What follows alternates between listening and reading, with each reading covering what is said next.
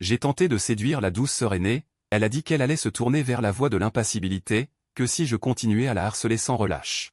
J'ai tenté de séduire le maître clair et limpide, le maître a annoncé sur le champ qu'il entrait en retraite pour 20 ans, déclarant sans détour que si je conservais encore des convoitises, il me bannirait du pic sans reflet. Déclarant sans détour que si je conservais encore des convoitises, il me bannirait du pic sans reflet. J'ai tenté de séduire la sœur cadette antagoniste, son regard sur moi était comme si elle regardait des ordures. Je n'aime pas les cultivateurs de faible niveau, même le chien de garde du clan, Awang, a dédaigné le gros os que je lui avais offert. Le système s'est effondré, tu es viré. Incapable même de séduire un chien, à quoi sers-tu? Après avoir lancé cette phrase glaciale, le système disparut sans laisser de traces. Je restais debout devant l'entrée de ma grotte 3 jours et 3 nuits, appelant le système 3 jours et 3 nuits. Mais mon esprit restait parfaitement clair, aucun son ne me répondit du début à la fin. Ayant la certitude que le système s'était vraiment détaché, je ne pus m'empêcher d'éclater de rire. Mes parents vampires du monde d'origine, adieu. Et ma sœur hyperandrogène, adieu aussi. Dans ce monde de cultivation immortelle, je vais profiter pleinement de ma longue et riche existence. Un cultivateur masculin du clan Qingjiang est mort. J'ai entendu dire qu'il avait risqué sa vie pour pénétrer dans le mystérieux territoire de Yinzhou, afin de rapporter la fleur du Dimbara pour guérir la maladie de sa sœur cadette, mais en raison de sa faible cultivation, il fut dévoré par une bête spirituelle du territoire. Certains disent que c'était un lion noir de 8e rang, d'autres que c'était un python doré de 7e rang. Quoi qu'il en soit, quand les membres du clan arrivèrent, il ne restait au sol que quelques lambeaux de tissu ensanglantés. Juste quelques lambeaux de tissu, comment avez-vous conclu que ce cultivateur était mort? Le client qui écoutait l'histoire posa sa tasse de thé. Me regardant avec curiosité, je répondis en souriant, dans ces sectes de cultivation immortelle. Tant qu'elles ont un certain rang, elles possèdent leur propre temple du destin. Dans ce temple sont conservées les lampes du destin de chaque disciple. Si l'on rencontre un danger en voyage, la flamme vacille, si l'on est à 2 doigts de la mort. La flamme s'assombrit, si l'on meurt, la flamme s'éteint. Le client s'étonna, décidément, une grande secte de Yongmingzhu, cette lampe du destin capable de condenser la vie et la mort, doit être un outil puissant. C'est déjà impressionnant pour un seul, et chaque disciple en a une. N'est-ce pas? Notre Mingzhu n'a qu'une petite secte, avec seulement 7 ou 8 cultivateurs. Même le chef de secte n'est qu'au 7e palais du noyau doré. On ne peut pas comparer. On ne peut pas comparer, car sous nos pieds, la veine spirituelle de cette terre est faible. Même le nombre de personnes dotées de racines spirituelles y est inférieur, sans parler de la cultivation. Dans la maison de thé, ce fut un concert de soupirs. Tout le monde discuta longtemps sur ce sujet. Certains n'y croyaient pas, patron. Comment sais-tu tout cela? C'est vrai? Je levai la tête. L'air plutôt inconnu, sans doute un nouveau client. Mes doigts s'arrêtèrent sur les boules du boulier. J'allais expliquer un peu, quand un client habituel prit la parole à ma place, ne te fie pas à son apparence. C'est un cultivateur, il a parcouru le nord et le sud, il est allé partout. Il prit une cacahuète, la croqua. Maintenant il s'est installé à Mingzhou. A ouvert cette maison de thé, et quand il a du temps libre, il nous raconte, à nous, humbles mortels, des anecdotes des portes immortelles. Ah, je vois, je ne suis qu'un patron de maison de thé. Tout en parlant, quelqu'un d'autre entra dans la maison de thé. Une jeune fille portant un chapeau de bambou noir. Apportant avec elle un vent de neige, elle demanda dès la porte, « Avez-vous de l'alcool » ? « Mon cher client, c'est une maison de thé, » répondis-je en souriant. Elle souleva le voile qui couvrait son visage, me regarda. Ce visage familier fit alors s'arrêter mon cœur. Mingzhou, cet endroit, je l'avais choisi après d'innombrables recherches. Comme sanctuaire pour ma retraite. La veine spirituelle y est faible, aucun territoire mystérieux. Ni aucune herbe spirituelle digne d'être cueillie, même les cultivateurs y sont extrêmement rares. C'est comme un continent oublié.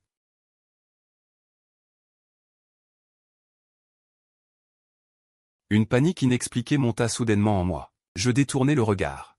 Baissai les yeux, feignant de compter ma caisse. Mon cher client. Quel thé désirez-vous? Mes doigts s'enfoncèrent légèrement dans ma paume. Ce n'est rien. Ma pilule de métamorphose m'a coûté cher, elle ne fera absolument aucune erreur. Il ne me reconnaîtra pas. Mais l'instant d'après, la jeune fille retroussa les coins de ses lèvres. Sur son visage enchanteur perçait une excitation à peine dissimulée. Je t'ai trouvé. Mon aîné. La maison de thé ferma tôt ce soir-là, tous les clients effrayés par l'aura que Sutanguan dégageait. Le silence régnait, on n'entendait que le bruit de la neige tombant dehors. Pendant la séduction, je savais que Sutanguan était folle.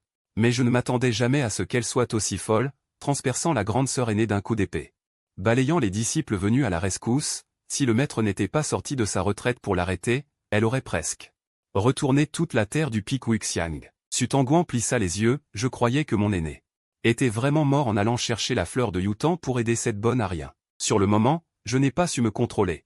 J'ai été un peu violente. Résultat, mon aînée n'était qu'en mort apparente, ce qui m'a fait m'inquiéter pour rien. Elle me regarda en souriant, mais, mon aîné, pourquoi une affaire si importante? Ne m'aurait-elle pas été communiquée? Quand tu as planifié cela, as-tu oublié de m'en informer, Tanguan? En plein cœur de l'hiver, je suais à grosses gouttes. Tanguan enleva son chapeau de paille, appuya sa joue d'une main, s'adossa au comptoir, et leva paresseusement les paupières. Attendant ma réponse. Après un long moment, je bafouillai. Après tout, c'est la faute de ton aîné. Tu sais, je suis plutôt oublieux. Mon aîné a une mémoire photographique. Si tu es oublieux, alors dans ce monde, il n'y aurait plus personne de bonne mémoire. Je restai sans voix. Décidément, c'est une antagoniste. Rien que sa bouche peut rendre la vie pire que la mort. En fait, dès le début, j'avais refusé de séduire Tanguan. Son esprit était vigilant. En apparence, elle était une bonne petite sœur qui appelait son aîné tous les jours avec douceur. Mais ses yeux étaient toujours insondables, ne laissant rien voir. De la moindre émotion. Une telle personne, comment oserais-je m'y frotter? En revanche, la grande sœur aînée et le maître, des cultivateurs directs et naïfs qui n'ont jamais eu de relation amoureuse, étaient bien plus faciles à duper, bien que l'une soit froide et l'autre doux. Ils étaient tous deux extrêmement distants, avec un fort sens des limites, n'aimant pas trop de proximité. Ainsi, pendant la séduction, j'ai déployé tous mes efforts pour renforcer ma présence. M'occupant de chaque détail, m'enquérant de leur bien-être, comme leur propre père. Je me suis donné du mal pour leur nourriture, vêtements, logement et transport, et le résultat a naturellement été un échec. Le maître a refusé sans détour, disant seulement que si j'avais encore des intentions, il me bannirait du Pickwuxiang. La grande sœur aînée, quant à elle, d'une voix douce, m'a dit, n'y pense pas dans cette vie, elle se prépare à cultiver la voie de l'apathie. Si j'insistais encore, le meilleur résultat serait de tuer son mari pour la voie. Ensuite, le système a commencé à m'électrocuter pour me forcer à séduire l'antagoniste. La petite sœur Tanguan, chaque matin. Sous la stimulation de la danse électrique, j'ai finalement emprunté cette voie sans retour, jusqu'à ce que ma racine spirituelle d'eau unique soit divisée en une racine spirituelle double foudreau. Ce jour-là, j'ai complètement abandonné. Je pensais d'abord me retirer en méditation pendant 50 ans. À l'origine, c'était tout à fait justifié, Tanguan n'aime pas ceux qui ont une faible cultivation. Je vais d'abord améliorer ma cultivation, puis la séduire, une telle préparation. Tanguan allait et venait comme le vent. Les jours où elle se montrait au Pickwuxiang, même pas le maître qui se retirait souvent. Sous ma gestion géniale, la ligne de la petite sœur antagoniste s'est naturellement peu à peu interrompue. Le système grinçait des dents, puis a pointé le chien du clan. Le dernier, la fille illégitime abandonnée ici par le roi démon. Moi et Awang nous sommes regardés dans les yeux. En voyant ces yeux en forme de gousse d'ail que j'avais nourris 5 fois par jour, je suis tombé dans une profonde réflexion. Hôte, qu'est-ce qui te tracasse? Elle est un démon. Je suis un humain. Notre union sera-t-elle heureuse? Là où tu ne devrais pas te tracasser, tu t'y tracasses avec entrain. Ce monde n'a pas le concept de Shuxian et de la Dame Blanche. Les humains et les démons peuvent aussi se marier. Quel regret dans mon cœur! Qui aurait cru que le chien élevé dans ce clan pouvait être une cible de séduction? Si j'avais su, je n'aurais pas fait don de mon amour aux animaux. Le système a brisé le sceau sur Awang. Un peu inquiet, j'attendais que Awang se transforme et se jette sur moi, après tout je l'avais nourrie tant de fois. Elle devait m'être infiniment reconnaissante. Maintenant qu'elle a l'occasion de se donner à moi, elle ne devrait-elle pas devenir folle de joie? Mais Awang non seulement ne s'est pas transformée, mais s'est enfuie sans se retourner. Je n'avais même pas encore commencé à la séduire. Awang s'enfuit en queue entre les jambes jusqu'au royaume démoniaque, comme si j'étais un véritable fléau. Perdu, profondément perdu. Aucun sentiment n'a germé, mais la haine est déjà là. Tu es viré. Incapable même de conquérir un chien, à quoi sers-tu? Le système, glacial, lança ces mots puis disparut sans laisser de traces. Je suis resté debout à l'entrée de ma grotte 3 jours et 3 nuits, appelant le système. 3 jours et 3 nuits, mais mon esprit resta d'une clarté absolue, du début à la fin. Aucune voix ne me répondit. Certain que le système s'était vraiment détaché, je finis par éclater de rire. Adieu, parent vampire de mon ancien monde, et toi aussi, ma sœur trop féroce. Et adieu à vous tous. Je vais profiter de ma vie longue et prospère dans ce monde de cultivation. À vrai dire, je n'avais pas prévu de faire le mort. Après la dissolution du système, je menais une vie plutôt confortable. Mon maître, que j'avais confessé mon amour, était mort de peur. Il n'osait pas s'occuper de moi. Ma grande sœur, qui m'avait rejeté, craignait que je ne fasse une bêtise. Elle se montrait très indulgente. Mener une vie oisive au Pickwuxiang me convenait. Jusqu'au jour où la lettre d'amour que j'avais écrite pour conquérir ma grande sœur fut découverte. Le visage de mon maître devint livide. Son regard sur moi était terrifiant. La tête me tournait. Pourquoi ma grande sœur avait-elle gardé ça? Que voulait-elle faire? Maître, je tombais à genoux. Ce genre de chose, si je dis que je l'ai écrite parce qu'un fantôme m'a possédé. Cette chose, la croiriez-vous? Envers ma grande sœur? Je n'ai absolument aucune arrière-pensée. Cette fois, ce fut au tour de ma grande sœur, à côté, d'avoir le visage livide. Wanru, dit le maître d'une voix grave. Un spectre s'est glissé au pic Wuxiang. Va vite enquêter. Ma grande sœur me jeta un long regard. Puis tourna les talons et partit. Après avoir congédié ma grande sœur, le maître, toujours froid, me dit, quant à toi, puisque tu aimes écrire, tu vas écrire à satiété. Recopie ici la astérisque Purat Sutra astérisque 100 fois avant de rentrer. Injustice. Après avoir recopié le sutra, il me fallut 3 jours pour quitter le maître. À peine sorti, je tombai sur Sutanguan, de retour. Seigneur frère, dit-elle avec un sourire éclatant, mais ses yeux étaient noirs et profonds.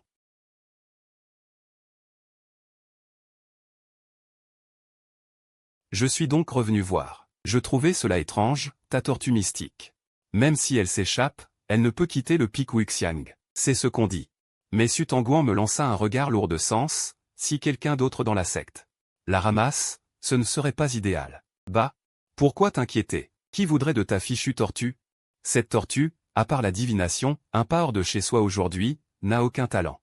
Le méchant a bien des idées tordues. Depuis son retour, Sutanguan n'était plus reparti.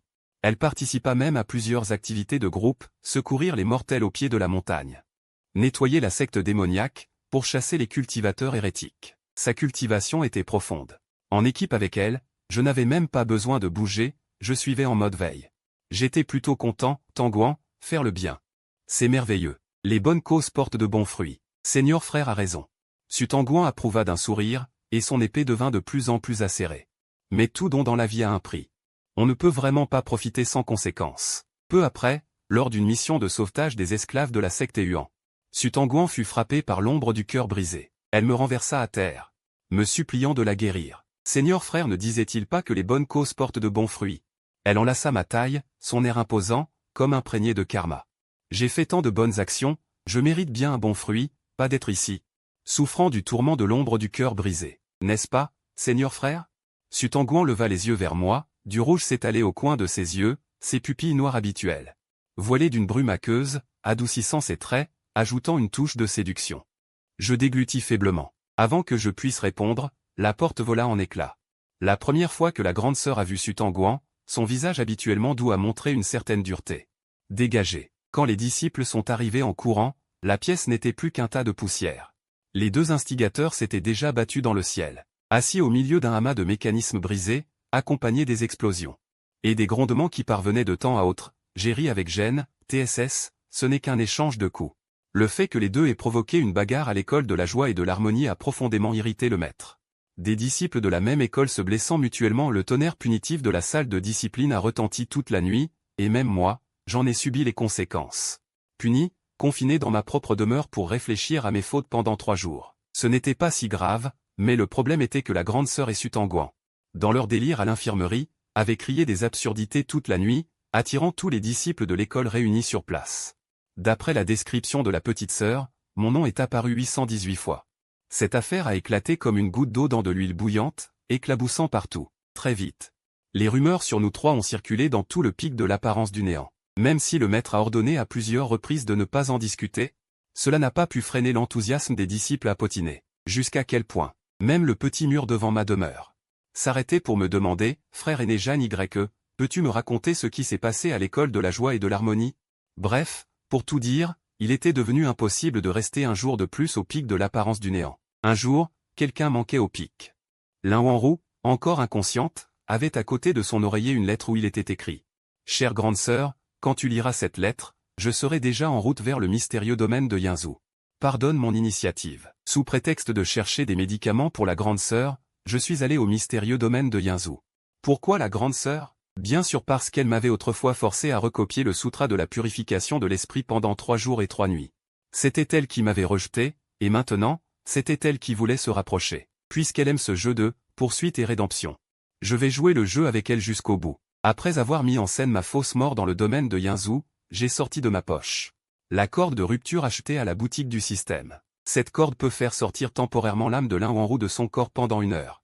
Assez pour que cela se reflète sur sa lampe de vie. Nuage éteint, c'était ce que j'avais préparé le jour où je comptais séduire Sutanguan. C'était à l'origine un moyen de protection pour moi-même, mais je ne m'attendais pas à ce qu'il serve finalement. Après avoir tracé une barrière de protection, j'ai actionné la corde de rupture et disparu en un instant. En vérité, je ne voulais pas quitter le clan Qingjiang à moins d'y être contraint. C'était la première secte du monde des immortels. Et tant que je ne faisais pas d'ennui, c'était une parfaite maison de retraite, quel que soit le détachement de mon maître. Il prenait quand même soin de ses disciples. Mais des imprévus étaient survenus. J'ai baissé les yeux.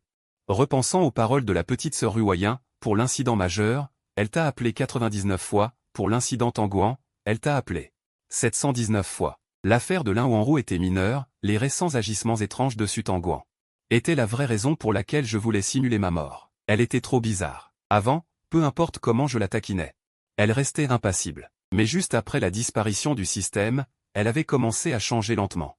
Surtout cette fois à l'école de la joie et de l'harmonie. Son jeu d'actrice était vraiment mauvais. Une personne frappée par l'ombre du cœur brisé ne pourrait jamais garder sa raison et prononcer des paroles aussi cohérentes. 1 heure plus tard, j'ai bougé mes membres et quitté le domaine. Depuis Yinzhou, je suis allé successivement à Tianyuanzhou, Huafanzhou, Lesdi, Kangxueyuan. Finalement, j'ai choisi de m'installer à Mingzhou, près de Kangxueyuan.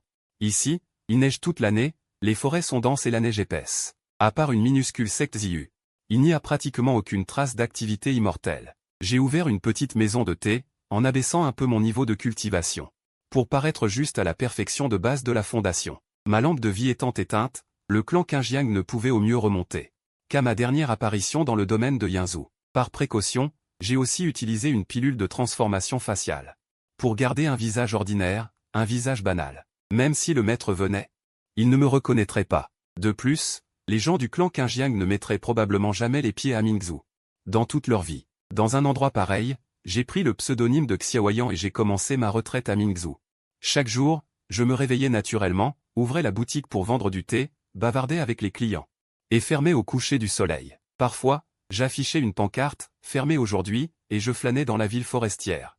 Allais dans les auberges, écoutais des chansons. Quand j'étais de bonne humeur, j'attrapais les bêtes démoniaques des environs pour échanger des coups. Avant l'arrivée de Sutanguan, je vivais bien. À peine passé septembre, Mingzhou était déjà recouvert de neige. Dans la maison de thé, les flammes dansaient. Je traquais donc les bêtes démoniaques des environs pour les provoquer en duel. Avant l'arrivée de Sutanguan, je vivais paisiblement. À peine passé le 9e mois, la ville de Mingzhou était déjà couverte de neige. Dans la maison de thé, les flammes dansaient. Je regarde Sutanguan, vêtu d'une robe somptueuse, souriant tout en prenant les commandes des clients, et je trouve ce monde vraiment absurde. Les affaires marchent bien ces derniers temps, le nombre de clients venant boire du thé a explosé, tous pour voir Sutanguan. Même une grosse chute de neige ne les arrête pas. Quel visage fatidique.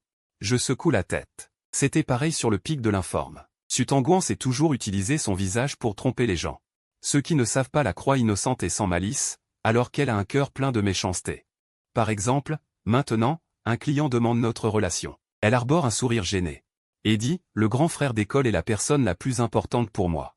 Puis elle me regarde, avec une douceur dans les yeux. Quiconque voit ça croirait qu'il y a quelque chose entre nous. Je serre les dents, je porte le bol. Tu n'as pas vu que le four s'éteint? Va chercher du charbon dans la cour arrière. D'accord. Sutanguan répond docilement, ouvre d'abord la porte et se dirige vers la cour arrière. Je descends et explique à un client qui affiche un sourire indulgent, nous ne sommes que des condisciples. Mais personne ne me croit. Heureusement, il ne creuse pas la question et change vite de sujet. Tiens, est-ce qu'il fait trop froid? Le chef Lin boit une gorgée de thé. Il s'étonne, ces derniers temps, même les bêtes démoniaques ne sortent presque plus. Oui. D'habitude à cette période, ce n'est pas si calme. Sans parler de récemment. Cela fait presque 6 mois que je n'ai pas vu de bêtes démoniaques. À ces mots, je me gratte le nez, un peu mal à l'aise. Il y a déjà peu de bêtes démoniaques dans le coin, et depuis mon arrivée, elles sont encore moins nombreuses. C'est probable. Chef Lin, avec ce froid. Quand vous rentrerez, voulez-vous emporter un peu de thé au soleil rouge? Je change de sujet. J'ouvre un sachet de thé et le mets devant lui, c'est de la bonne herbe au soleil rouge, infusée avec ce thé vert céleste. Je vous garantis qu'après l'avoir bu, vous pourrez vous rouler dans la neige sans problème. Faites-moi en préparer une demi-livre, je vous prie. Très bien. Cela fera 20 pierres spirituelles. Je sers le thé en souriant, je l'emballe et le tends. Le chef Lin s'apprête à le prendre. Quand la grande porte s'ouvre soudainement, des éclaboussures de sang sont projetées par le vent. Je veux refermer la porte d'un geste. Mais une main agrippe le chambranle, puis une voix grave et puissante résonne. C'est toi, qui t'es saoulé et est venu brutaliser les bêtes démoniaques. Une épaisse aura démoniaque envahit instantanément toute la salle de thé. C'est la catastrophe. C'est une provocation. Il y a une différence entre les bêtes démoniaques et les démons. Les bêtes démoniaques ont une faible intelligence, les démons sont des peuples à l'intelligence élevée, avec des caractéristiques animales. Mais plus proches des humains, leur esprit est éveillé et ils ont aussi des racines spirituelles. Comme les simples cultivateurs, ils peuvent absorber le QI et entrer dans la voie de l'immortalité.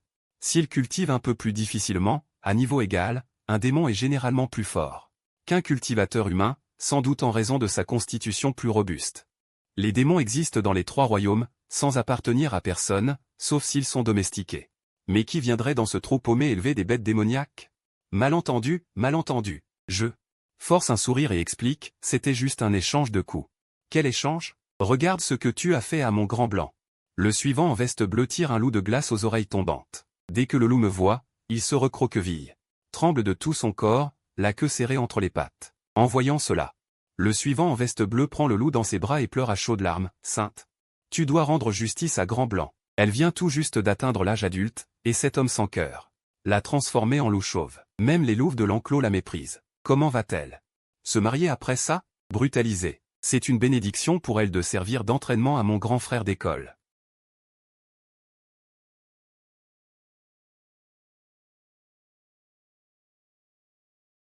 D'ailleurs, c'est vous qui laissez vos bestioles errer partout. À qui la faute? La portière se soulève, c'est Sutangouan qui revient avec du charbon. Elle sourit, mais son regard est plein de mépris, mettant en colère ceux d'en face, tous les yeux rouges. Bien fait pour eux, tous les clients de la salle. Tous avaient les yeux rouges. Bien fait pour eux, cette salle pleine de clients. Vous ne voyez pas, s'ils se battent vraiment, leurs corps se tordent. Comment pourrait-il le supporter? Ah, ce que ma cadette veut dire. C'est qu'il faut tenir un chien, un loup? En laisse, c'est plus civilisé, dis-je en riant pour détourner l'attention. Je fais signe à Sutangouan de se taire, mais il est trop tard. La sainte du clan des loups lève les yeux vers Sutangouan. Elle plisse légèrement les yeux, son expression indéchiffrable. La scène se fige un moment. La maison de thé est très silencieuse, la tension menace de s'aggraver. Je glisse une main dans mon dos pour former un seau. Je réfléchis au sort de protection à utiliser, quand la sainte du clan des loups demande soudain d'une voix élégante, elle est ta cadette? Son regard se pose sur mon visage, étrangement brûlant. Comment t'appelles-tu? Demande-t-elle d'un ton doux mais pressant. Avant que je puisse répondre. Elle remue légèrement les narines, comme pour humer quelque chose, puis s'arrête. Elle marmonne avec contrariété, pas encore rétablie, je ne sens rien. Jeanne Yann, je ne sens rien, dit-elle par bribes. Sa voix est faible, mais cela fait changer d'expression à Sutangouan et moi. Sans autre raison. Elle a prononcé mon nom. Pourtant, je n'ai pas de connaissance dans le royaume des démons, à part. J'appelle prudemment, Awang. La jeune fille encore contrariée lève brusquement la tête, ses pupilles dorées se dressent, sa poitrine se soulève irrégulièrement. Un sanglot reste bloqué dans sa gorge. Elle me fixe, incrédule, tandis que la neige tourbillonne furieusement. Personne ne parle. Le serviteur en tenue bleue nous examine plusieurs fois en tournant autour. Puis, clignant de ses grands yeux clairs, il demande, « Sainte, pourquoi t'appelles-t-elle Awang ?»« Awang, ce n'est pas pour rien. » D'un grand geste de la main. Elle met fin à l'affaire du loup de glace. Dans la cour arrière du salon de thé, un excellent écuyer-jeun est versé dans une tasse de porcelaine blanche. L'onde verte frémit, le parfum du thé se mêle à celui de l'alcool. À la fois vif et enivrant. Tiens, goûte un peu. Ce thé alcoolisé était à l'origine une recette exclusive du patron, aujourd'hui je le partage avec toi. Je pousse la tasse en souriant. Awang me regarde, stupéfaite. La neige a cessé depuis longtemps. Sous le crépuscule, mon visage change lentement à cause de la perte d'effet de la pilule de transformation. Peu à peu, les yeux d'Awang s'embuent, ses pupilles dorées s'assombrissent. Je continue à raconter comment elle s'est enfuie la dernière fois, la queue entre les jambes, sans se retourner. Je ne lui en veux pas, après tout, c'est un chiot que j'ai recueilli, et j'ai pris soin de lui. Pendant 2 ans, je me considère comme ayant été bon pour elle, chaque fois que je revenais de la montagne. Je lui rapportais les boulettes de viande qu'elle préférait. Mais le jour de sa métamorphose, elle s'est enfuie sans un regard en arrière. Vraiment, ça m'a brisé le cœur. Je croyais que tu m'en voulais. Comment pourrais-je? S'exclame Awang avec empressement. Comment pourrais-je t'en vouloir? Alors pourquoi t'es-tu enfui? Elle rougit violemment. C'est que, tu m'as trop bien nourri. J'avais peur que tu n'aimes pas mon apparence après la métamorphose. Ah. Je ris, à la fois amusé et désemparé. Je ne m'attendais pas à ce que la vérité soit celle-ci. Tu es beaucoup trop soucieuse de ton image. Le malentendu est dissipé. L'ambiance est à son comble. L'alcool de la bouteille est versé jusqu'à la dernière goutte. Et nous finissons par le boire tous les deux. Awang a trop bu, elle me regarde fixement avec un sourire idiot. Comme c'est bon, tu es vivant, tu es vivant. Jeanne Yan, je suis si heureuse. Peut-être à cause de l'ivresse. Le regard qu'Awang pose sur moi est de nouveau humide, me rappelant le passé. Instinctivement, je tends la main pour lui caresser la tête, mais à mi-chemin. Le vent froid me fouette le visage, je reviens brusquement à moi. Devant moi est assise la sainte du clan des loups, aux yeux dorés et aux cheveux argentés. Ce n'est plus mon Awang. Je fiche soudain mon geste, sur le point de retirer ma main, quand la jeune fille aux oreilles de loup en face de moi s'appuie sur la table, se penche en avant, et pose prudemment sa tête. Glissée sous ma paume, mon cœur s'est soudain apaisé. Petit chien stupide. Stupide, mais adorable. Tant pis, je ferai comme si j'étais ivre. Rien qu'à cet instant, elle n'était pas le personnage principal, elle était simplement mon Awang. J'ai baissé la main, ébouriffant doucement ses cheveux. Awang est ivre. J'avais l'intention d'appeler ses serviteurs pour qu'ils la ramènent. Mais à peine m'étais-je levé qu'une silhouette jaillit de l'ombre. Mes poignets furent plaqués contre le chambranle de la porte. La nuit était profonde. Une respiration haletante, une odeur d'alcool puissante, et puis ses yeux. Et ses yeux noirs. Après un instant de stupeur, je fus saisi d'une violente colère. Sutanguan. Avant que j'aie pu lui demander des comptes, une larme tomba d'abord de ses yeux, s'écrasant sur ma joue. Aîné, pourquoi? Tu te soucies du maître, tu taquines la sœur aînée, tu as de l'affection pour tes petits compagnons. Tu ris et parles avec eux, tu ne les fuis jamais, tu ne te caches pas d'eux. Moi seul, rien que moi, tu me regardes comme un fléau. Tu me fuis, tu as peur de moi. J'étais figé, car le système m'avait dit que Sutanguan, dans le futur, sombrerait dans les ténèbres, tuerait sans nombre, tomberait dans le démon. Qu'elle détruirait ce monde. Alors, dès le début, j'avais eu des préjugés contre elle. Et je l'avais repoussée. Aîné, ne peux-tu pas agir ainsi avec moi? Je t'en supplie. Son corps glissa, elle s'agenouilla sur le sol. Puis elle m'enlaça la taille. Je n'avais jamais vu Sutanguan ainsi, fragile et sensible. Comme si elle allait se briser au moindre contact. Aîné, je vais changer.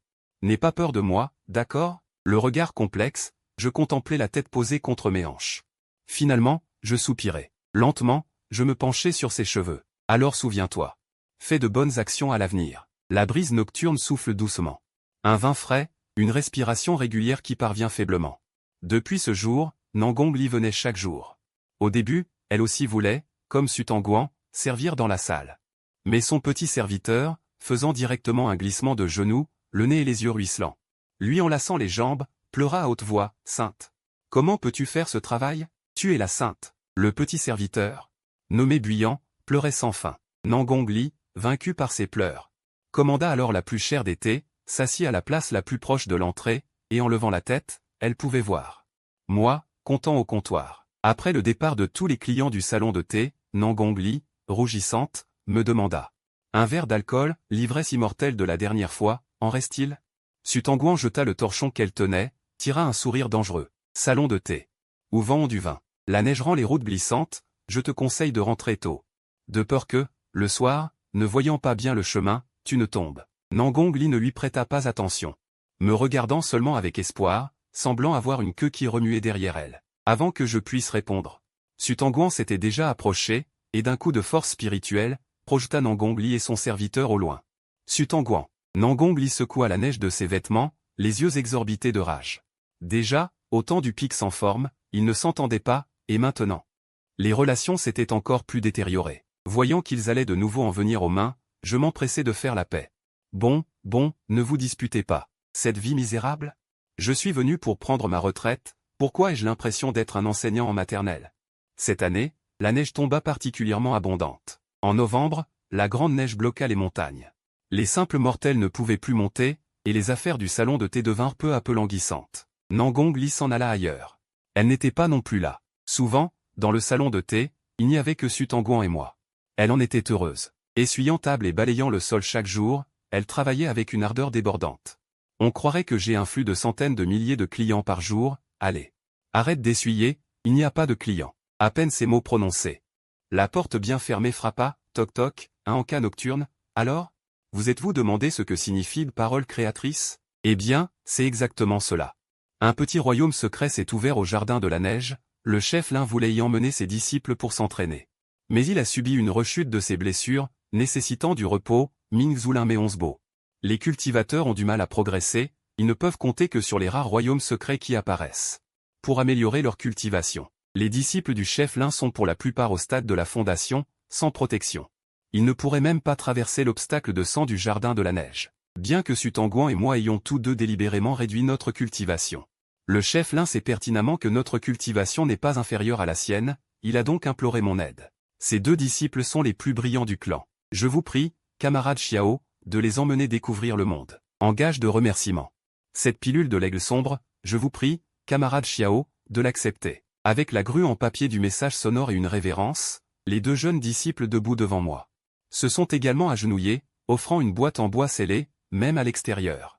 La valeur de la pilule de l'aigle sombre est extrêmement élevée, sans parler d'ici. Le chef Lin est un bon maître.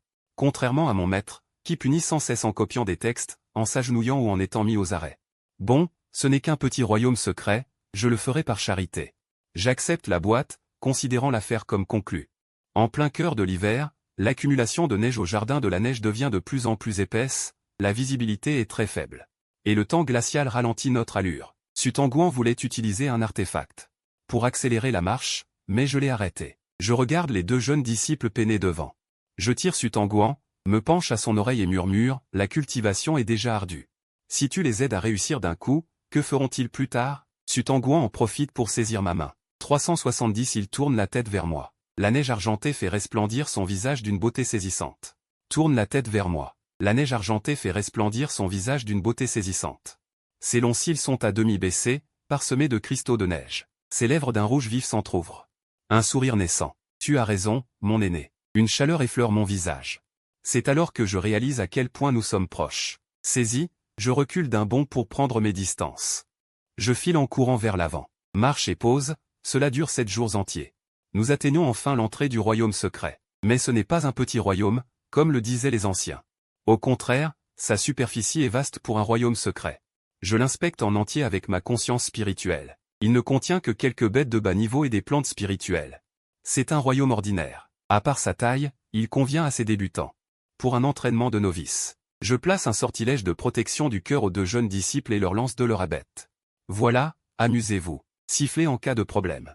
Les saisons à l'intérieur et à l'extérieur du royaume sont radicalement différentes. Dehors, tout est blanc de neige, dedans, il fait doux comme au printemps. Les jeunes disciples partent s'entraîner. Sutanguan et moi nous allongeons directement et installons un camp à l'entrée.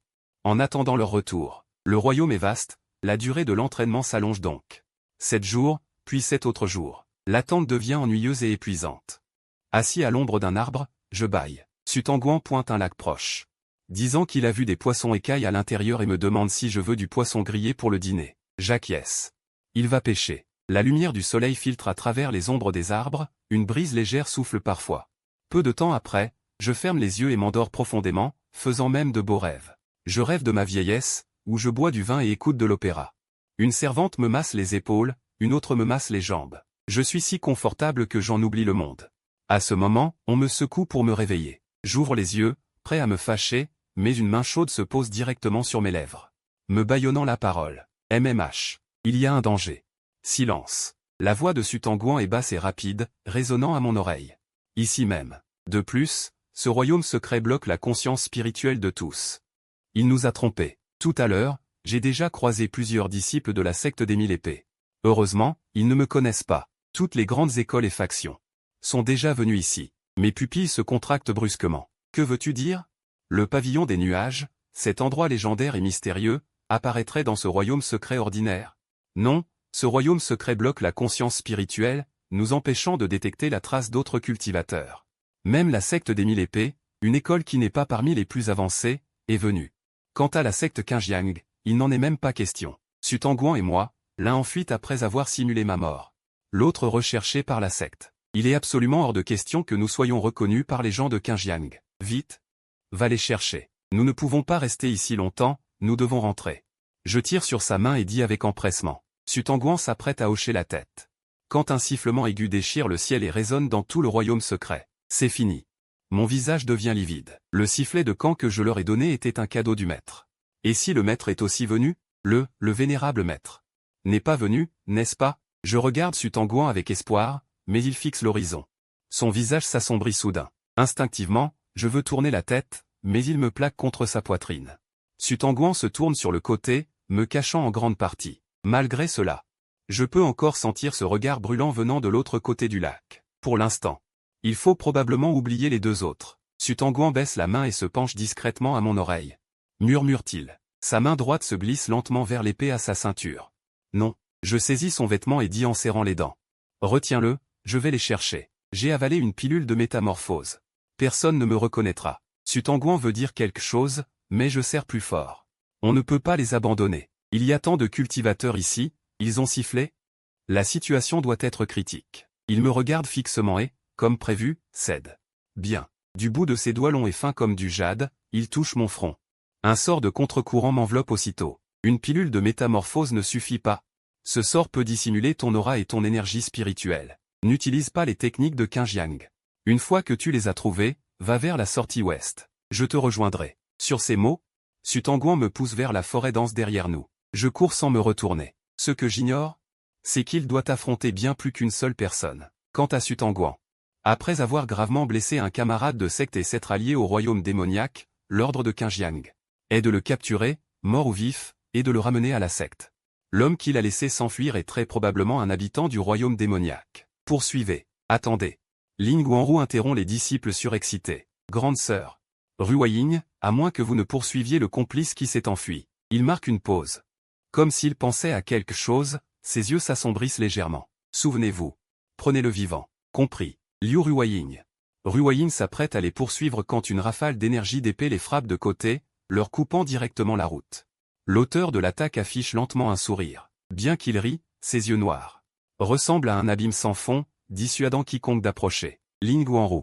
Réglons le compte de l'autre jour aujourd'hui. Le vent rugit. Je vole au-dessus de la forêt dense sur mon épée, me dirigeant tout droit vers l'endroit d'où venait le sifflement. Le sifflet de camp a une fonction de localisation.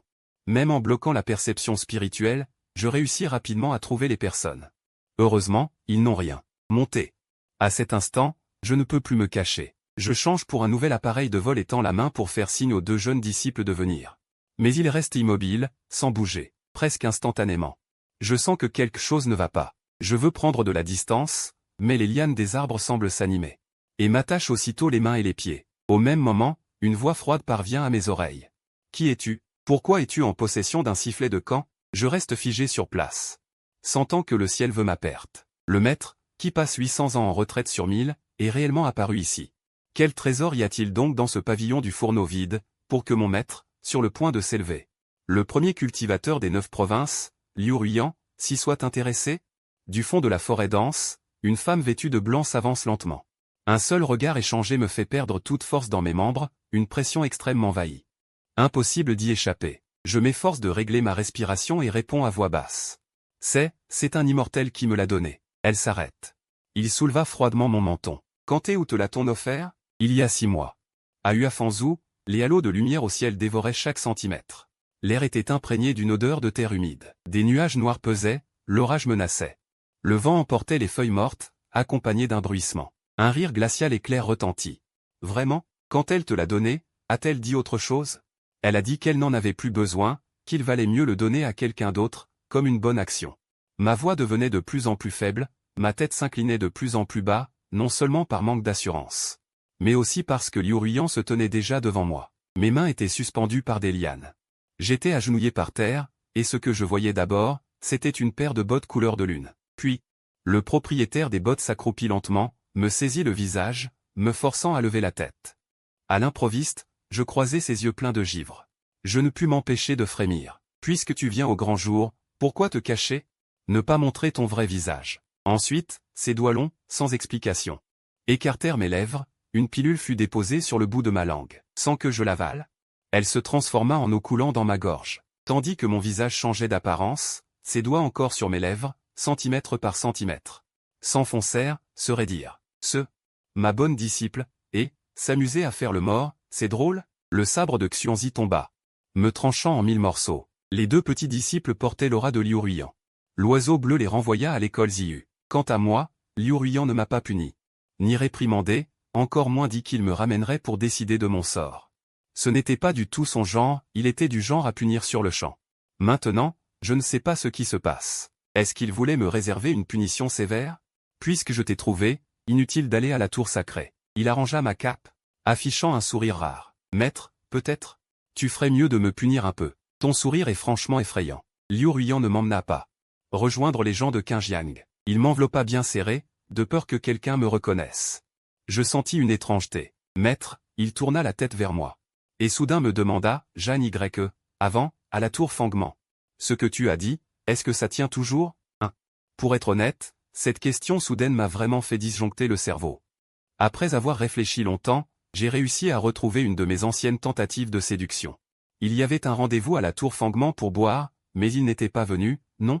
Au final, j'avais bu seul cette jarre très chère de l'alcool Xiangximian. Bon, il faut dire que le prix en valait la peine. Mais l'effet était fort. Et moi, la fameuse gourde à vin, j'avais eu un trou noir. Pas étonnant qu'on dise que le Xiangximian est ce qui enivre le plus. Les souvenirs s'arrêtèrent là. La suite, je n'arrivais plus à m'en souvenir. Alors que mon cerveau tournait à plein régime, essayant de retrouver cette scène, le bateau volant de Liu Ruiyan fut forcé de s'arrêter. Devant nous, une masse sombre, un groupe de démons. Tout devant, une jeune fille à la silhouette élancée, assise sur un loup blanc. Ses cheveux argentés particulièrement visibles dans ce ciel sombre. Partez. À l'ouverture, elle était plutôt belle, mais dès qu'elle parlait, c'était tout sarcasme. Immortel Liu Ruiyan. Comment se fait-il que la tour sacrée soit ouverte et que tu ailles vers la sortie? Oh. Qu'est-ce que c'est derrière toi, emballé comme un zongzi? À l'odeur. C'est plutôt familier. Avant, tu n'étais pas allé te faire soigner le nez? On dirait que c'est guéri maintenant. Je retins silencieusement la main de Liu Ruiyan qui voulait dégainer son épée. Sous son regard perplexe, je ris nerveusement, mon ami. Fais-moi une faveur. Un grondement de tonnerre retentit, la pluie qui couvait depuis longtemps se déversa enfin du ciel. Sous les lignes de pluie, au-dessus du milieu de la zone secrète. La tour sacrée illusoire apparut lentement. Et moi. Je me souvins enfin de cette nuit à la tour Fangman, aussi sous une pluie battante. Je m'assis par terre et demandai à Liu Ruiyan, qui arrivait en retard de la montagne, et au maître. Si un jour je ne suis plus ton disciple, m'accepteras-tu? Je ne me souviens plus de la réponse de Liu Ruiyan. Lorsque j'avais posé cette question. C'était surtout pour que le système détermine s'il devait vraiment changer de cible de séduction. Bref. Le lendemain, alors que je me réveillais en tenant ma tête fendue, le système déclara catégoriquement qu'il fallait changer. J'en fus même déprimé un bon moment. Le maître était distant et ne se laissait pas séduire. Si je n'y arrivais jamais, je pourrais rester dans cet endroit paradisiaque pour toujours? Mais heureusement, la grande sœur aînée était à peu près pareille. Plus tard, je n'arrivais pas non plus à la séduire. Le système s'énerva et me menaça, si je n'y parvenais pas, il me renverrait. Je lui demandai ce que signifiait renvoyer. C'est que ton corps original dans ton monde d'origine mourra définitivement, et tu seras abandonné à jamais. Dans le monde de la mission, j'avais failli éclater de rire. Mais maintenant, je ne peux plus rire. Je n'osais plus regarder Liu Ruiyan et détourner le regard, gêné. Faisant semblant d'admirer le paysage, non loin de là, d'innombrables grues blanches volaient. Le palais sacré de Xuru était, pour un temps, enveloppé de nuages sombres. Les grandes portes jaunes du palais sacré s'ouvrirent, attirant d'innombrables cultivateurs qui s'y engouffrèrent. Quel spectacle! Sans rien envier au métro aux heures de pointe, j'en restais bouche bée. Quels trésors peuvent bien se cacher là-dedans pour que les gens s'y précipitent avec tant d'ardeur? Le palais sacré de Xuru est un artefact laissé par les anciens. Il renferme une opportunité du ciel. Si l'on y rencontre cette opportunité, on peut réaliser tous ses souhaits. À peine Liu Ruiyan venait-elle de m'expliquer cela que, l'instant d'avant encore enveloppé de nuages sombres, le palais sacré immaculé devint rouge sang. Je jurai intérieurement. Ce palais sacré semble anormal. Liu Ruiyan changea de visage. Ce n'est pas le palais sacré de Xuru. À peine eut-elle dit cela que les nuages noirs se dissipèrent, révélant un ciel étrange couleur de sang. Même la pluie qui tombait se transforma en sang. Des cris de souffrance retentirent du palais. Les cultivateurs qui n'étaient pas encore entrés s'enfuirent dans toutes les directions. Liu Ruiyan, le visage grave, utilisa un talisman de transmission pour appeler les disciples de Qingjiang. Longtemps après, personne ne répondit. Alors que nous nous apprêtons à partir pour chercher. Des pleurs faibles parvinrent de l'intérieur. Maître, la grande sœur aînée a sombré dans la démence. Il a tué beaucoup de gens. En plus de la mort du petit frère, de la sœur Xingjian, la sœur Tanguan, pour nous sauver, est également sur le point de mourir. Des mots si étranges. Je fixai intensément le talisman de transmission dans la main de Liu Ruiyan. Su Tanguan est sur le point de mourir? Comment pourrait-elle être sur le point de mourir? Et Lin Wanro? Comment pourrait-elle sombrer dans la démence? Peu importe qui sombre dans la démence. Ce ne pourrait jamais être Lin Wanro. Tout cela n'était qu'un piège. Il n'y a jamais eu de palais sacré de Xuru. Au centre se dressait un leurre lancé par le royaume démoniaque, dans le but de tendre un piège, puis de reconstruire leur dieu démoniaque. Quant à Lin Wanro, Plutôt que de dire qu'elle a sombré dans la démence depuis longtemps, il serait plus juste de dire qu'elle était à l'origine une émanation du dieu démoniaque. Avec des lois sévères et des décrets rigoureux, on avait hâtivement déterminé leur identité. Le grand frère du premier secte, agissant avec prudence et d'un cœur compatissant, pouvait même accorder une caresse aimante aux chats et chiens errants. Quel portrait typique d'une héroïne vertueuse. En revanche, Sutangwan, entêtée, venimeuse, rancunière, et avec son histoire tragique, était un scénario parfait de méchante. Chaque fois que je voulais redresser Sutangwan, le système m'arrêtait, ne gaspille pas ton énergie. Ce qui doit arriver ne dépend pas de nous. Profite qu'il n'ait pas encore sombré dans les ténèbres. Pour le séduire, afin que nous puissions quitter ce monde. Alors ce monde ne serait-il pas détruit? Il ne peut pas être détruit. Il y aura toujours un sauveur pour arrêter le démon. À l'époque, je croyais fermement que ce sauveur serait probablement Lin Wanru. Jusqu'à ce que je voie Sutangwan, mourant faiblement dans les bras de Ruoyin. En me voyant arriver, elle esquissa même un sourire, « Mon frère, sauve-moi. » Mais c'est une très bonne action. Il est tout propre, il a dû utiliser le sort de purification. Mais je reste figé, regardant Sutangwan, le ventre vide, parlant mécaniquement. Ma gorge est comme étranglée par une main invisible, m'empêchant de respirer. Je m'accroupis. « Maître », murmurai-je d'une voix faible. La technique de guérison du maître est la meilleure des 9 provinces. Tu seras bientôt hors de danger. Sur ces mots, je jette un regard anxieux vers Liu Ruiyan, qui soigne Sutangwan. Mais il a transmis plusieurs fois son énergie spirituelle en vain, la blessure ne se referme pas. J'ai les yeux secs, le cœur tordu par une douleur intenable. Maître, j'ai si froid. Je te serre contre moi. Est-ce que ça te réchauffe un peu? Sutangwan ne me répond pas. Je fais circuler mon énergie spirituelle pour réchauffer ses mains glacées. Je demande encore, tu as un peu plus chaud? Toujours pas de réponse. Je suis réveillé par des pleurs à mon oreille. Je fronce les sourcils, je veux instinctivement serrer Sutangwan contre moi. Mais mes bras sont vides. J'ouvre brusquement les yeux, et quelqu'un m'appelle. Puis sa voix s'arrête net, comme s'il voyait une scène horrible.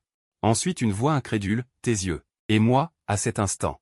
Les pupilles entièrement blanches, je regarde, perplexe, Nangongli qui tient dans ses bras un corps en pleurs, et Liu Ruiyan aux yeux rouges. Puis j'entends ma propre voix rauque, qu'est-ce qu'il y a? Il ne reste qu'un dernier souffle au rituel de sacrifice. Les gens du royaume démoniaque ont vite retrouvé notre petite bande de rescapés et attaquent. Nangongli, avec les démons du jardin de la neige cendrée, résiste vaillamment. Liu Ruiyan, à bout de souffle. Sa robe blanche entièrement teinte de rouge, son épée a déjà bu tant de sang. On voit qu'on est sur le point de percer l'encerclement. Mais de nouvelles forces démoniaques fondent du ciel. Tout le monde est à bout de force. Lin Wanru apparaît enfin. Après ce long combat, aucun de nous n'est de taille à l'affronter, sauf Liu Ruiyan. Les autres, exécutez-les sur place, ordonne-t-elle à ses hommes. Elle marche vers moi en foulant le rouge du sang, s'arrête devant mon visage ceint d'un voile blanc. Fronce légèrement les sourcils. Je me souviens, quand tu es entré. Tu n'étais pas aveugle. Sa voix est neutre, ni choquée par ma résurrection. Ni joyeuse de nos retrouvailles. Comme si elle savait déjà que j'avais simulé ma mort. Comme si elle savait ce que j'ai fait ces derniers temps. Je ris soudain, et dans l'instant où Lin Wanru est distraite. Je me penche à son oreille et demande à voix basse, grande sœur aînée. Sais-tu pourquoi j'en suis arrivé là? Elle jette un coup d'œil à Sutangwan étendu par terre, ricane. Toi, pour elle? Non. Je baisse les yeux, pose ma main sur celle de Lin Wanru. Et lentement, un sourire au coin des lèvres, c'est pour toi. Depuis mon arrivée dans ce monde. J'ai été aveuglé par le système. Il m'a fait croire, en premier lieu, que Sutangwan était l'antagoniste, et Lin Wanru la justicière. Mais au final, Lin Wanru montrait déjà des signes, même pendant que je faisais sa conquête. Je pense que le système le savait depuis longtemps, mais il m'engourdissait sans cesse, me lavait le cerveau. Lin Wanru ne pouvait pas être l'antagoniste, car elle était l'héroïne de ce monde. Ce que le système voulait, c'est que je termine ma mission au plus vite. Le système se moque de la survie de ce monde. Le système ne dit que des mensonges. La seule chose vraie que le système ait dite, c'est « il y aura toujours un sauveur ». Pour arrêter le démon, le saint pavillon du vide, un pour un. Quand je me suis évanoui à cause de Sutangwan, je suis entré dans le vrai saint pavillon du vide. Tout autour n'était que blancheur. Dans la brume d'eau, l'ombre d'un arbre vert émeraude apparaissait et disparaissait. Avant même que je fasse un pas, l'ombre de l'arbre parla la première, saint pavillon du vide. Un pour un. Que veux-tu échanger? Échanger quoi? Eh bien, par exemple, en ce moment vous êtes en difficulté. Lin Wanru est à un pas de fusionner avec l'esprit démoniaque originel. Elle marque une pause, sa voix se fait insinuante. Regarde la situation. Tu peux échanger une capacité de survie. Par exemple, un bond en avant de cultivation, devenir immortel d'un coup, ou une arme divine. Pour exterminer le mal et dompter les démons. J'ai tout ici, et c'est garanti. Je n'ai pas saisi la proposition qu'elle me lançait, mais j'ai rétorqué, pourquoi moi? Pourquoi moi? Il y a tellement de gens plus forts que moi, non? Voilà, apparemment, personne ne lui avait jamais posé cette question. Eh bien, ceux qui entrent sont choisis au hasard, la voie suit son cours naturel. Je ne crois pas au hasard. Si c'était le hasard, pourquoi justement moi? Un cultivateur dont les méridiens sont défaillants, condamné à ne jamais dépasser le stade du noyau d'or. Comment pourrais-je être à la hauteur d'une si grande mission? Bien, je choisis de n'échanger rien. Renvoyez-moi maintenant. Qu'avez-vous dit? Devant moi surgit soudain un petit vieillard pas plus grand qu'une paume, trépignant de rage. Comment peux-tu ne rien vouloir? Sinon, comment allez-vous combattre le démon? Reconnaissant ce visage familier, je l'attrapai par la nuque et le soulevai. D'un ton froid, maître de secte, n'étiez-vous pas en convalescence? Pourquoi persistez-vous à faire cela? Je plissai les yeux, le secouai, ou devrais-je dire? Puis, ou plutôt t'appeler le ciel? Aïe, Xiao Xiao, je suis l'élu du ciel, le sauveur du monde. Depuis mon arrivée dans ce monde, il m'avait dans le viseur, au début. Puis, j'ai tenté de séduire l'un, puis l'autre, faisant croire au ciel que j'étais quelqu'un de très capable. Il décida sur le champ que je serais le fils sacré sauveur. Liu Ruiyan, Lin Wanru, Sutanguan, Nan Gongli. Même s'ils étaient les favoris du ciel, ils ont tous succombé devant toi, tu les as envoûtés. Au point que même Lin Wanru, tombé dans la démence diabolique, n'a pas pu se résoudre à te tuer. Résultat, j'ai simulé ma mort et suis allé me planquer à Mingzhou, en mode fainéant. Devenir un méchant? Impossible. Si les cieux des autres mondes l'apprenaient, ils se moqueraient de moi. Alors, il a dû apparaître en personne pour me guider discrètement vers le bon fil de l'histoire. Le ciel a encore discouru une demi-heure sur la grandeur de sauver l'humanité, etc. Mais je restais impassible, changé de position pour continuer à paresser. Il fit une grimace pitoyable. Que veux-tu alors? Un pour un, je t'aide à éliminer le démon. Et tu m'aides à ressusciter les aigles, tous se morts dans cette catastrophe, et à atteindre l'immortalité en un pas. C'est très douloureux, surtout quand on ouvre l'œil céleste. Le ciel dit que c'est parce que mes méridiens sont défaillants. Ainsi, mon royaume d'immortel ne dure pas longtemps. Mais cela me suffit pour régler Lin Wanru en 1 heure. Avant d'écraser son lien spirituel, elle tendit la main pour toucher mon visage. Je détournai la tête avec indifférence. Et serrai la main. Son lien spirituel se brisa, son corps se dissipa peu à peu. Un rugissement de rage retentit du faussin pavillon. Gamin, pourquoi tant de hâte? Ce n'est pas bientôt ton tour? J'enlevai le voile blanc de mes yeux, me levai lentement. En un clin d'œil, je fus déjà au centre du royaume secret, la pointe de l'épée touchant la base du faussin pavillon. D'un seul coup d'épée, le pavillon se fendit en deux, révélant le corps du démon divin, mi-homme mi-bête. Comparé à son déclin, j'étais comme le soleil levant, l'obligeant à ne même pas pouvoir me regarder en face.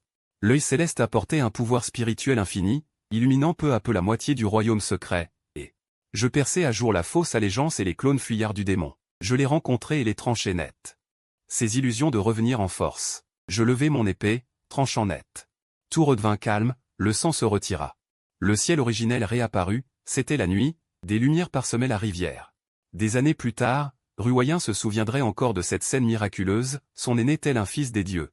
L'éclat de l'épée aussi lumineux que le jour, les innombrables étoiles tombantes, et les gens revenus à la vie. Maître, maître.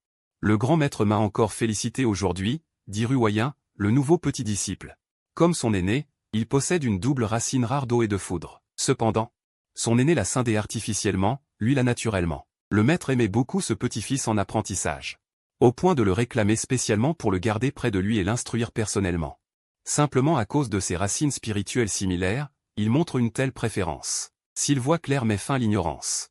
Le maître semble ne pas être affecté, mais il l'est profondément. Le chef du secte voisin, Qianran, est venu le sonder à plusieurs reprises. L'ancien du clan Qingjiang se demande quand il montera aux cieux, pour venir profiter de l'éclat de l'ascension et recevoir la chance céleste. Voyant le maître fixer à nouveau le ciel étoilé, Ruoyen secoue la tête et soupire en son fort intérieur. Monter aux cieux. Il a une obsession en son cœur, il lui sera difficile d'y parvenir. À la tour Xulu, 5 étoiles alignées, ce coup ne compte pas. J'ai mal joué. Sérieusement? Toi, la voix céleste. Tricher au Gomoku, et en plus. Pourquoi mon vieil homme a-t-il une mauvaise vue et des mains maladroites? Certains ne savent-ils pas pourquoi? Quelqu'un serait-il sans cœur? Sûrement pas, n'est-ce pas? À l'époque, pour te sauver, j'ai déployé tant d'efforts. Je reste sans voix. S'entend déjà, du jeu de loi au Gomoku, chaque fois tu remets en jeu en ressassant ce vieux prétexte. Ce petit vieux, il utilise toujours le fait de m'avoir sauvé pour m'avoir. Je le vois plein de vitalité, humph. Je pose la pièce. Je ne joue plus. Tu triches toujours. Ne pars pas. Petit ami, fais encore une partie. Tu pars demain. Tu ne veux pas rester un peu avec moi? Bon, encore une alors. C'est entendu, une pièce posée ne se reprend pas. Je le savais. J'ai bien fait de te sauver. 100 ans ont passé, dans la tour Xulu. Soignant mes blessures et mes méridiens, habitué au blanc. En sortant, partout des couleurs vives. Je ne m'y suis pas encore fait. D'un geste, je remets le voile blanc sur mes yeux. Je marmonne, petit vieux, tu l'as fait l'exprès? Comment m'a-t-il envoyé dans la région de Huafeng? Huafeng, au sud-est, a un printemps éternel. Des fleurs qui ne fanent jamais couvrent les montagnes. Rien qu'à la description, on sait que c'est à des milliers de kilomètres de Mingzhou. Où le sang est toujours bouillonnant. Bon, puisque je suis là. Je vais m'installer quelques jours pour m'amuser. Ensuite, j'ai voyagé par étapes. 6 mois plus tard, je suis enfin arrivé à Mingzhou. Rien n'a vraiment changé ici. La catastrophe de Kangxu-Yuan n'a laissé aucune trace. La maison de thé est bondée. Au comptoir, une belle patronne, les cheveux lissés, les lèvres rouges. Sous la neige qui tombe, elle est particulièrement éclatante. J'abaisse le bord de mon chapeau et entre. Du doigt, je désigne les règles sur la table en bois de Qingqiao. Avez-vous de l'alcool? La patronne, qui comptait sur son boulier, lève brusquement la tête. Elle me fixe longuement, puis ses yeux noirs s'embuent lentement. Avant qu'elle ne réponde, une jeune fille vêtue d'une grande cape rouge, arrivant en trombe, accourt et me serre déjà la taille en poussant un cri. Jeanne Y, tu es de retour. Je le savais. Tu reviendrais forcément. Ah, tu m'as découvert.